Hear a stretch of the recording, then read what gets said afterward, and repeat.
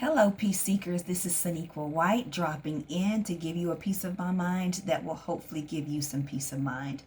Today, I want to talk to you about red flags and warning signs and things that we should pick up on, but we don't always. And now I want to give you a word of warning, of course. You won't always catch all the red flags. You just won't. None of us will. Even though I am trained to see things, I miss them too. But what I want you to be aware of is that there are certain things that you have to be on the lookout for. And I don't want you to go out and feeling like your anxiety needs to be on high alert. And I don't want you to harm yourself by doing this. But some of us walk into destruction and harm and danger because we're just not looking. Hindsight is 2020, but foresight is so much better than that. So in this video, what I really want to share with you is that there are things that you can do to protect yourself and protect others. I have written a book called Red Flag. And the reason why I wrote it is because many of my clients, the reason why they come in to see me is because they missed some things. Therefore, they walked into some things and now they have traumas and triggers to those traumas. And so I wrote the book specifically in a way that lets you know some of the red flags that you need to be looking at. And the way that I wrote the book is in two parts. The first part is about the trauma and how you can see the trauma that you really should have seen that you didn't. And it is broken into parts where I talk about manipulation being a huge thing, because typically that's how much of your abuse comes about. It starts with a manipulative person. You missed the fact that the person is a manipulator. So you walked into a relationship of whatever kind and you got hurt. So this could have been a love relationship. This could have been just a friendship. This could have been, some family friend, even a family member that you thought you could trust because you didn't know what to look for. And often we trust people that other people trust. Say, for instance, an uncle. Why would you not trust your father's brother or your mother's brother?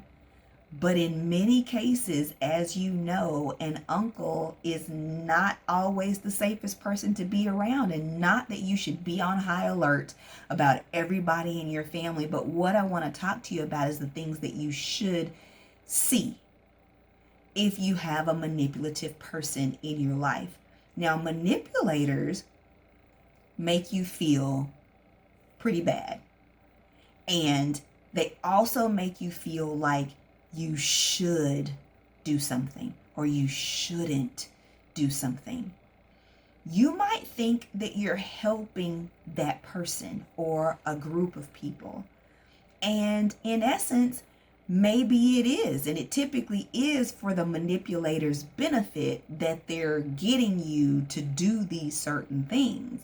But you have to pay attention to how you feel about it. If you feel shame, guilt, rejection, obligation, it is likely that you are being manipulated. So be more mindful of how you're feeling when you're going to do something or not do something at someone's request.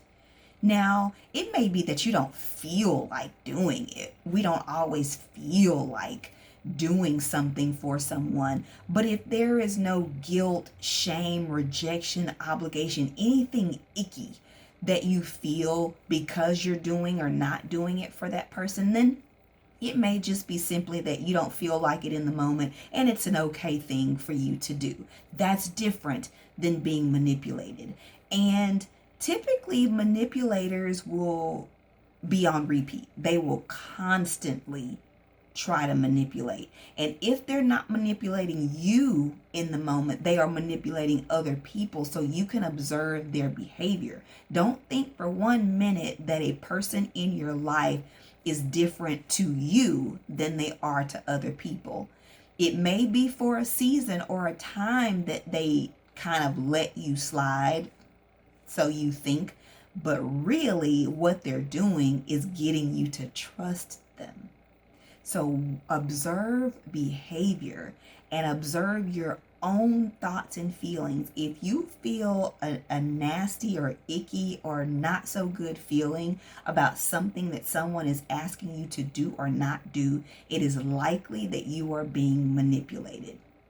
Okay, this book goes through actual scenarios of cases that people have been manipulated in or by. It then further goes into talking about different types of abuse, and it gets a little rough because we're talking about mental, emotional, verbal, physical, sexual, spiritual abuse, and we even go so far as to talk about the abuse against yourself, self-harm, because you have to be aware of things that you may be doing to harm yourself as well. So that's all in the first section of the book.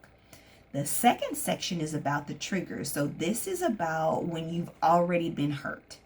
And now, because you haven't completely healed or resolved the issues from that past hurt, you're having triggers to the trauma. So we talk about it in terms of your 5 senses. And then your 6th sense may be your intuition. So taste, sight, smell, touch, feel. So look here. So I'm sorry, sound. Taste, sound, touch, smell, sight. So those are your 5 senses, and then I added in intuition. Like it's just a feeling, but it's a gut feeling that something is just not quite right. And so that is intuition. And so you can be triggered by any of those things. And so the book goes into what those might look like and feel like if those triggers are happening in your life. And so I want you to really be aware of your surroundings, things that are going on in the world right now, because we're in a space of chaos. We have racism going on, which has always been there. We have sexism going on, which has always been there. These things aren't necessarily new. They are just bubbling forth and becoming more and more warm, hot, dangerous things that are going on in our world. And you just have to be aware. You just have to understand how to protect yourself and those that you love. And so I really want you to be aware of red flags, warning signs. Do not ignore your own intuition. If you don't have a good feeling about something, and I know we talk about feelings, not being led by your feelings, but these are cases where you need to be able to feel. And I'm talking more about sensing things that are going on. But if you're totally oblivious, totally unaware, then you won't be able to do that. And so this book, Red Flag, shows you how to do a lot of that. Shows you how to see and shows you how to teach other people how to see as well. So I'm going to drop the link to this book in the description box, and I'm probably going to drop some other links that will just help you to become more aware of your surroundings, so that you're not missing the red flags, so that you're not missing the warning signs. Remember, hindsight is 20/20, which is fine, but unless you've already walked into danger, foresight is much better than hindsight. And so what I'm trying to get you to look at is having foresight, using someone else's experiences and scenarios to train yourself to see what you need to see, and maybe that something that you haven't been watching out before. So I hope this video is helpful. I'm going to drop the link to this book, and I hope it helps you as well. I'll be back soon with more, but until then, be proactive about your mental health. Be well, and God bless.